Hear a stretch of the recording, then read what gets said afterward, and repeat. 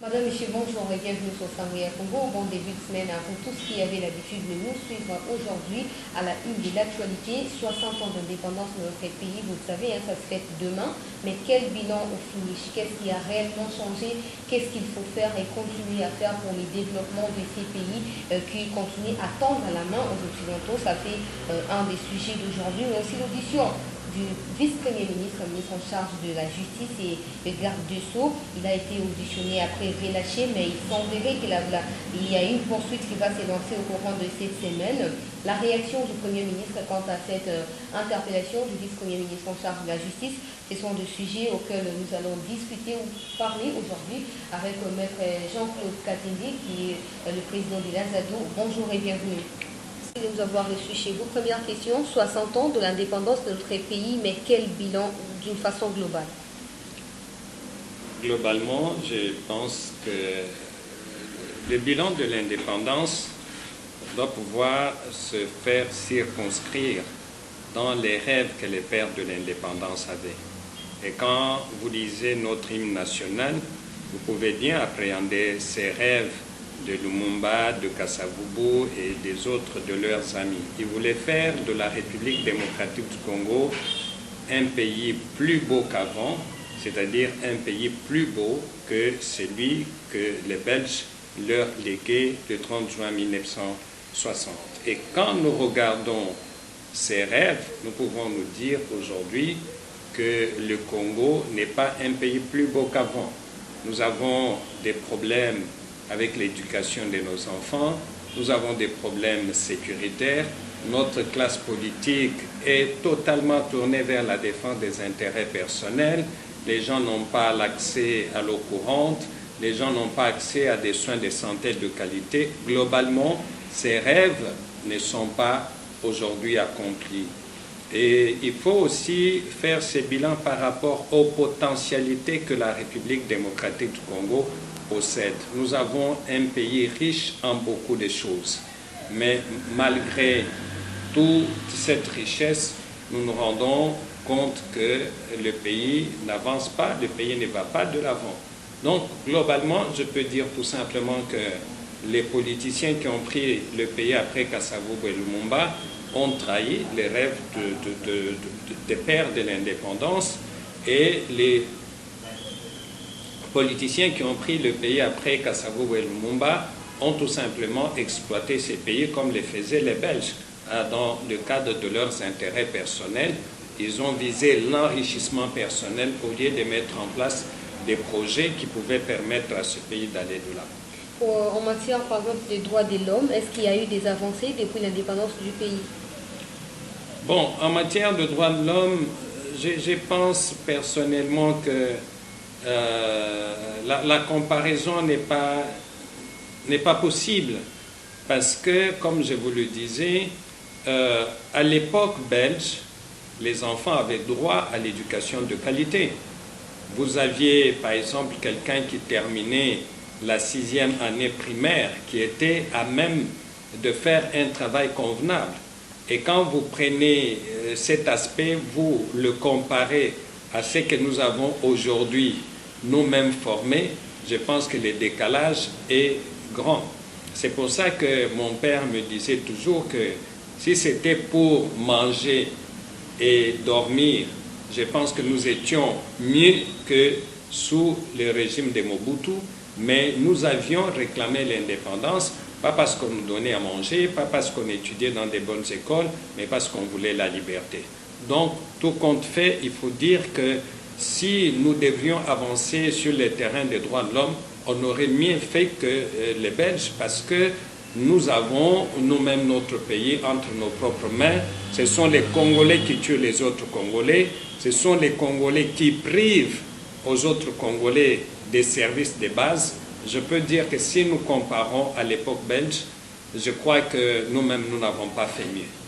Vous, en tant que défenseur des droits de l'homme, si on peut le dire comme ça, qu'est-ce que vous proposez, par exemple, après ces 60 ans, qu'est-ce qu'il faut réformer, qu'est-ce qu'il faut faire absolument pour que les pays puissent avancer, par exemple, dans différents domaines de la vie? Je pense que la première chose à faire, c'est de former le peuple congolais, de l'instruire, pour qu'il soit à même de faire des choix qui vont dans le sens de défendre ses propres intérêts.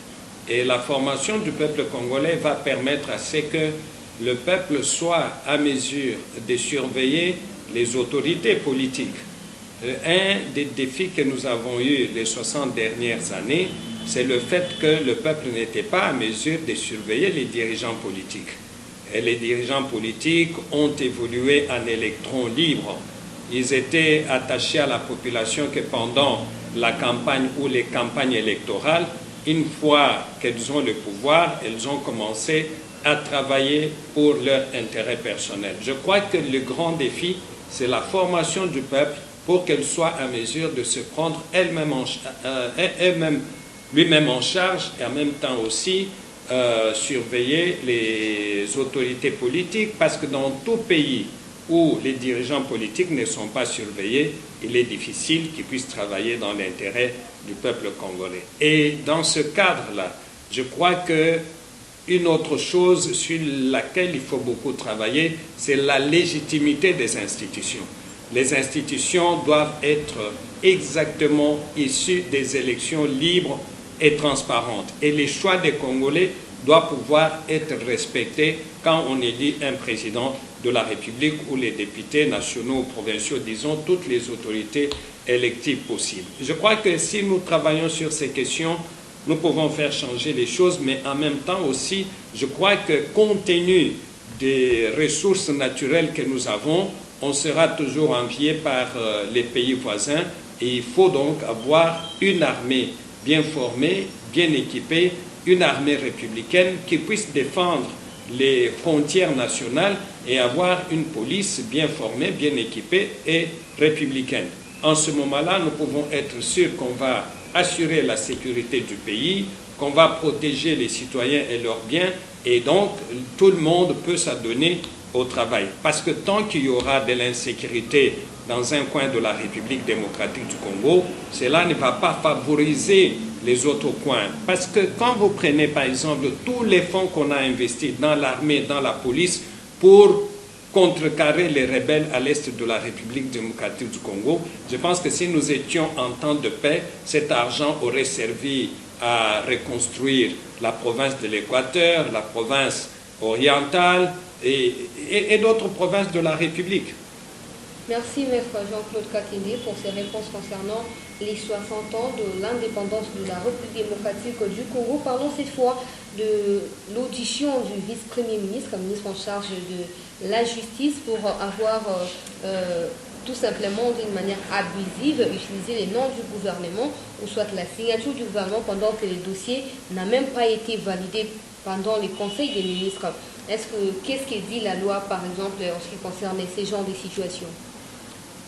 D'abord, il faut préciser que l'article 130 de la Constitution de la République démocratique du Congo dispose que chaque fois que les propositions de loi sont communiquées au gouvernement par l'Assemblée nationale, il faut que ce soit le gouvernement qui donne son point de vue ou qui donne son avis sur les propositions de loi, parce que vous savez que les projets de loi viennent du gouvernement, les propositions de loi viennent de l'Assemblée nationale.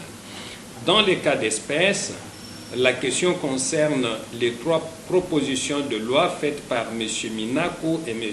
Sakata. Et nous l'avons déjà dit à plusieurs reprises que ces lois sont proposées par les membres du FCC dans le seul but de contrôler et de museler la justice. Et le ministre de la Justice était membre du FCC. Et donc, il a usé de la fraude pour envoyer au niveau de l'Assemblée nationale un avis personnel. Et quand vous lisez les comptes rendus de la dernière réunion du Conseil des ministres, vous allez vous rendre compte qu'il est dit que c'était une démarche tout à fait personnelle. Mais cette démarche personnelle du ministre de la Justice est une faute à la fois administrative et une faute aussi pénale. Administrative, c'est qu'il a violé la Constitution, il a pris un point de vue, un avis tout à fait personnel qu'il a attribué au gouvernement. C'est une faute pour laquelle il doit pouvoir recevoir un avertissement, un blâme ou une suspension de la part de son chef direct, c'est-à-dire le Premier ministre. Mais c'est en même temps aussi une faute pénale, dans la mesure où il a confectionné un faux, même si l'entête était en tête du ministère de la Justice, mais le message qui est contenu dans cette lettre est un faux message. C'est là que nous disons que c'est un faux qu'il a commis et en même temps il a utilisé ces fonds en l'envoyant au niveau de l'Assemblée nationale. Et ni Tété d'autres ministres qui étaient au courant, qui l'ont signalé, cette affaire serait passée tout à fait inaperçue. Et donc, nous estimons pour notre part que c'est tout à fait normal. Moi, je ne comprends pas l'agitation qu'il y a eu au niveau du FCC. Il faut que la République démocratique du Congo devienne un État normal. Sous Kabila, ce pays n'était pas normal. Ce pays était anormal parce qu'il y avait des intouchables. Parce qu'il y avait des gens, même quand ils commettaient des fautes pénales, personne ne pouvait les toucher. Et aujourd'hui, petit à petit, notre pays est en train de devenir un pays normal. Un pays où un ministre peut être interpellé, n'importe qui peut être interpellé par la justice. Il ne s'agit que d'une interpellation. Et donc, pour nous, nous estimons que le procureur général près la Cour de cassation est dans son bon droit, quand il est au courant d'une information, d'interpeller la personne qui est mise en cause. Et c'est ce qui a été fait.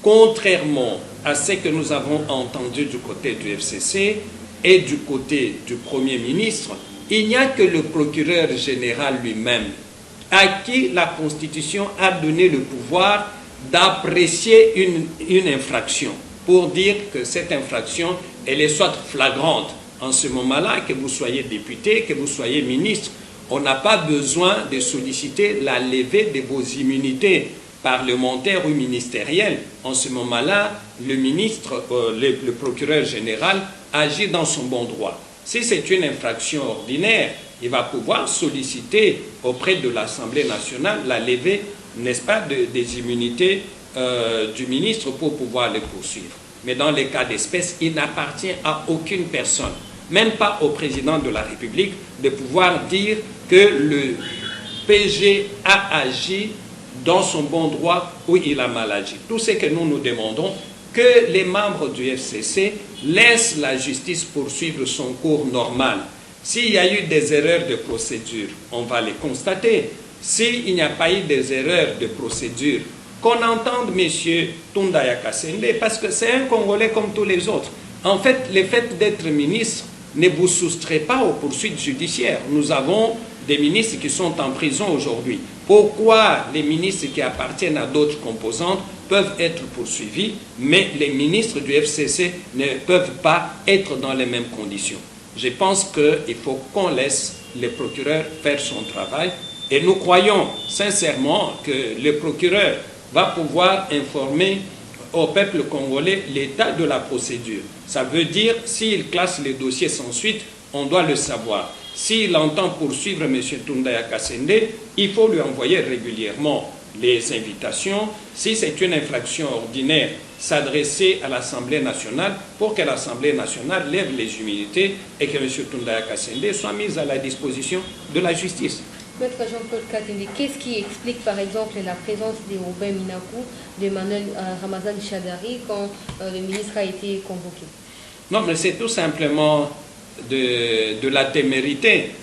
M. Minakou doit savoir que s'il commet des fautes pénales, il va être poursuivi par la justice.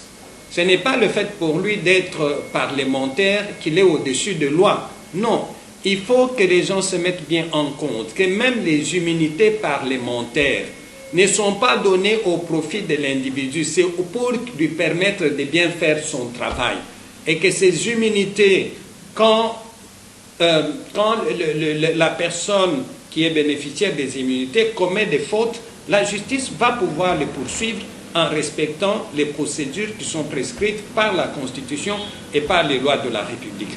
Moi, je n'ai pas compris que M. Minakou, qui est un ancien magistrat, qui est quelqu'un qui a fait des études de droit se comporte de cette façon-là. Et non seulement qu'ils se sont mal comportés en allant intervenir dans une affaire qui ne les concerne pas directement, mais aussi ils ont violé les mesures décrétées par les chefs de l'État dans le cadre de l'état d'urgence. Nous avons vu des troupes et des troupes de gens du PPRD et du FCC là-bas au niveau où on entendait, on auditionnait le ministre. Mais nous n'avons entendu aucune personne du FCC lever le ton pour dire nous avions violé les mesures qui interdisent à ce que les gens se réunissent au-delà de 20.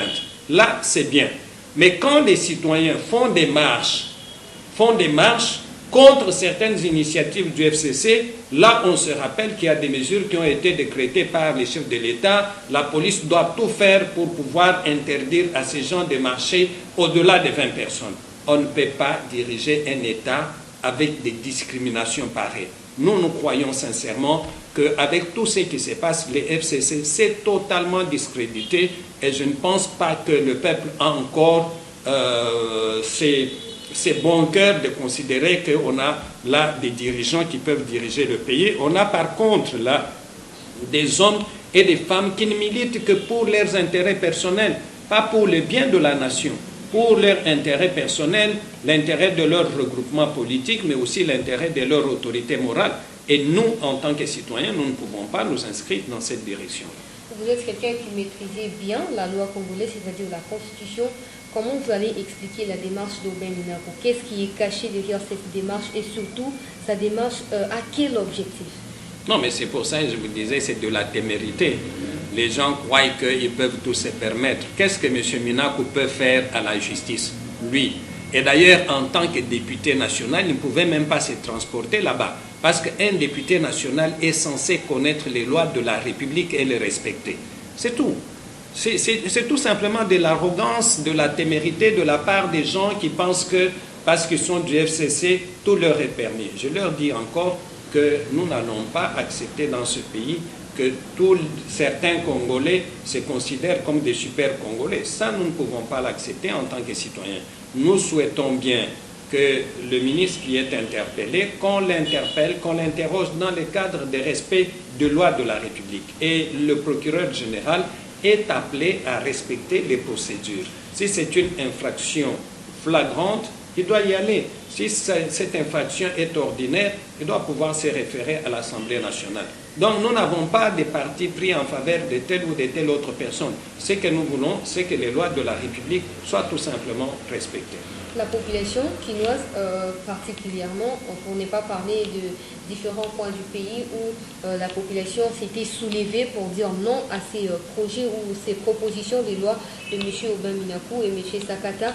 Après que des manifestations ont eu lieu ici dans la ville de Kinshasa, les FCC ou le PPRD, par le biais de Ramazan et Chadari, a déclaré que voilà, cette population-là a été manipulée par l'UDPS et que eux, ils s'apprêtent tout simplement à revendiquer, c'est-à-dire que redescendre dans la rue et manifester, mais aussi Ramazan Chadari en personne dit qu'il regrette parce que le FCC a donné les pouvoirs aux gens qui ont démérité.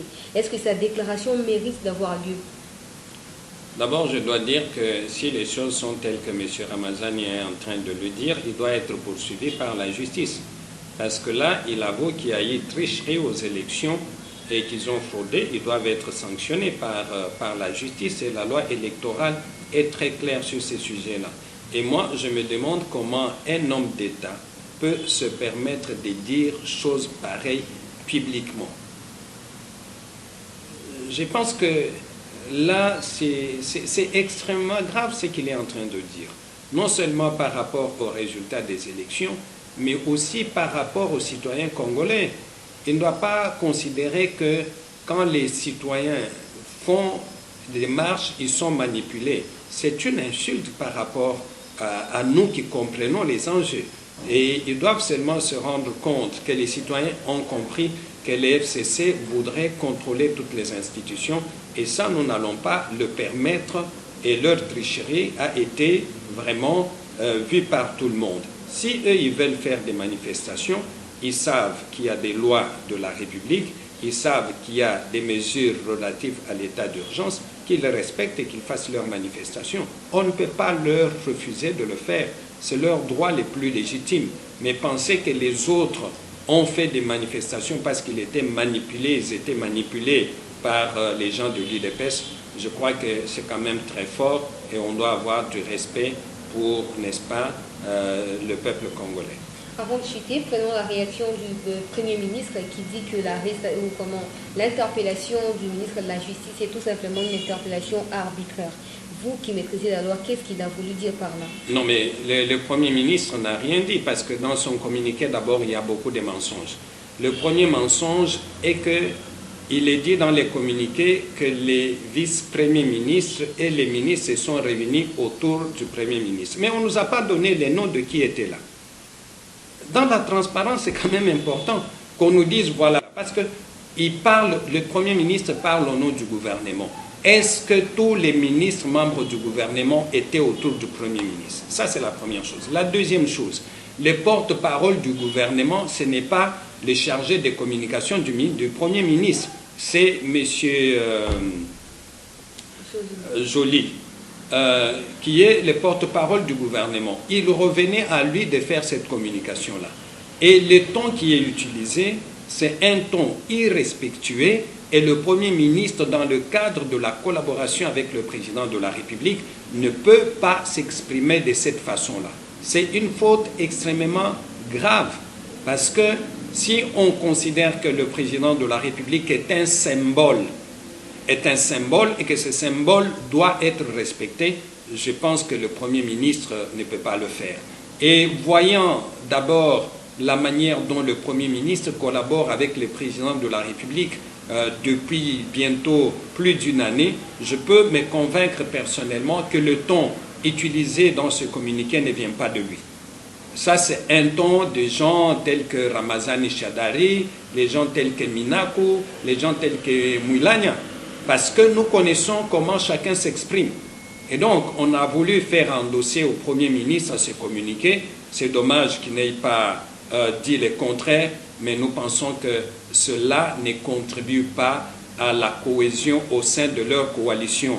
S'ils veulent que la coalition prenne fin, mais ils doivent savoir que si aujourd'hui, il y a certaines personnes qui sont restées en République démocratique du Congo et qui sont aujourd'hui encore en liberté, c'est grâce à la politique de M. Félix Tshisekedi qui a refusé de fouiller dans le passé. Si on fouille dans le passé, la prison de Makala sera pleine de membres du FCC. Parlons justement de cette coalition avant de prendre les derniers points et clôturer cette interview. Le PPRD ou les FCC par le biais de Némi Moulanga, ils ont fait une déclaration pour dire qu'eux, ils seront les derniers à quitter la coalition. Est-ce qu'ils envisagent quelque chose?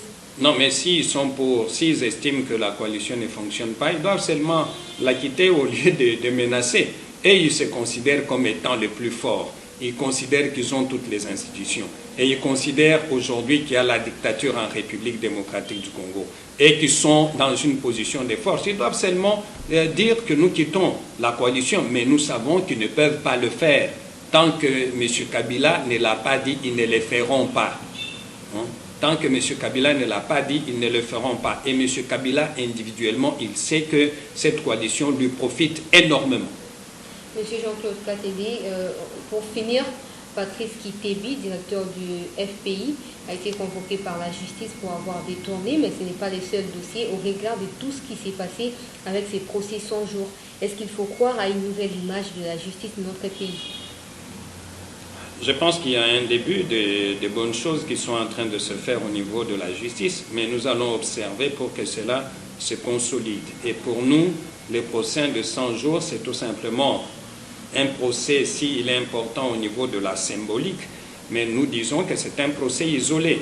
Le jour où les membres du FCC qui ont commis des fautes pénales dans le passé seront traduits en justice, en ce moment-là, nous pouvons nous dire que l'état de droit est en train de s'installer de tous les côtés. Il ne faut pas que l'état de droit fonctionne pour ceux qui ne sont pas membres du FCC. Et quand il s'agit des membres du FCC, on sent qu'il y a de la faiblesse. C'est pour ça que nous attendons des pieds fermes, c'est que le procureur général après la Cour de cassation, va faire dans le cadre du dossier de M. Tundaya Kassende.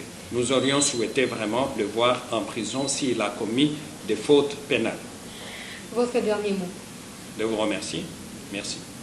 Merci à vous tous qui nous avez suivis à travers Sambia Congo. Merci à vous qui était derrière la caméra. Je vous rappelle que c'était même Jean-Claude Katéné, président de l'Azado. Merci et à bientôt. Eshima, votre magazine qui bat au rythme de l'actualité. Retrouvez la nouvelle édition. Exclusivité, l'an 1 des Baseyan Nanga. Métamorphose et décollage de la province du Haut-Ouélé. À la manœuvre, Christophe Nanga. Avec abnégation et patriotisme, les gouverneurs Baseyan est déterminé à lancer la province du Haut-Ouélé sur la voie du développement intégré. Interview, prise en charge des malades, la maîtrise de la propagation du coronavirus. Docteur Eteni répond à toutes les questions. Économie, la baisse des prix, les combats permanents d'Acacia, Bandoubola. Dossier Eshima, mécanisme national des suivis historiques et réalisations. Focus, Sele Yalagouli propose des nouveaux paradigmes de développement indispensables à la relance de l'économie. Nation, championne du social, Agnès Mouad Nawej et la CNSS offrent $1 million dans la lutte contre la pandémie Covid-19. Moussa Mondo sensibilise et prend en charge des personnes vulnérables. Parité, Olive Lembe Kabila, modèle de générosité et d'entrepreneuriat féminin. Afrique, un déconfinement aux multiples facettes. Retrouvez l'intégralité du magazine Eshima dans les kiosques. Eshima Magazine, un nouveau standard d'information.